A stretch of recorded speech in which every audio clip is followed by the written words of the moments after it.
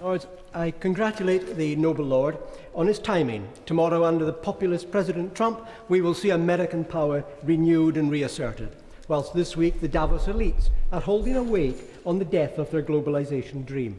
I entirely support the rules-based international order as enunciated by the noble Lord Haney, but that's a million miles away from international liberalism, which I do not support. My Lords, never have I more enjoyed reading the left-wing press, and I read them all every day, with their agonising articles in The Independent, The Guardian, The New York Times, The Washington Post, and The New Statesman, all complaining about the rise of populism. Now these are, and I have them all here, these articles are in four contradictory groups. First, there's absolute outrage that the right have commandeered populism, which has been, ought to be, and is the sole preserve of the left. Second, there is anguish that their enlightened socialism and liberalism has not been understood by the ignorant masses such as white van man and redneck man. Third, populism must now be completely denounced now that Brexit and Trump have won. And fourth, but only in The Guardian, Independent and New Statesman, how can we turn Jeremy Corbyn into a left-wing populist to capture the populist vote? I kid you not, I have the articles here. Now, populism and populist leaders were to be applauded so long as they were all extreme left, such as Castro, Chavez, Fernandez de Kirchner and Evo Morales. However, as soon as people in the US and England supported Trump and Brexit, then the whole left elitist liberal establishment decided that populism is a bad thing and the very devil incarnate.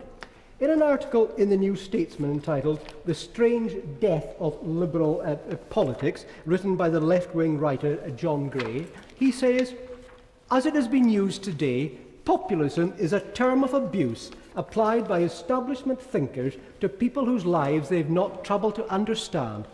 A revolt by the masses is underway, the ordinary men and women at whom they like to sneer." Well, international liberalism, my lords, is easily identified by looking at its principal proponents, such as those regular Davos attenders, just announced, I understand, denounced by the Prime Minister this morning. Well, it says something about the Davos elite when the keynote speaker defending globalisation is that paragon of democratic and human rights, the President of China.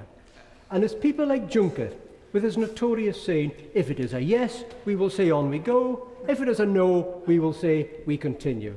Or President Obama, interfering in our referendum vote, telling us to vote yes, and then the preposterous John Kerry saying that Trump should not have commented on internal German politics. To paraphrase the late, great Willie Whitelaw, he wanders the world, stirring up apathy. Tomorrow, my lords, we will be rid of the most useless American president I have ever seen in my entire lifetime, whose only legacy is rhetoric. He has withdrawn America from the world stage and left a disastrous vacuum that's been filled by Putin and China. He withdrew troops prematurely from Iraq and allowed ISIL to flourish. He laid down red lines on Syria, on the use of gas in Syria, but did nothing to enforce them when they were breached.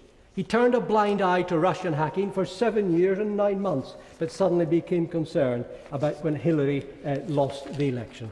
But never mind, he has his place in history. The next time I visit the United States, I'll be able to use the transgender toilets. I quote President Obama because I consider him to be a perfect example of the liberal international order which has now been routed around the world.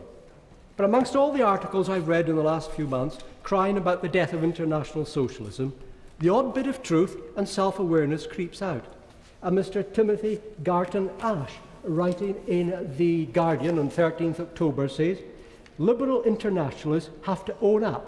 We left too many people behind."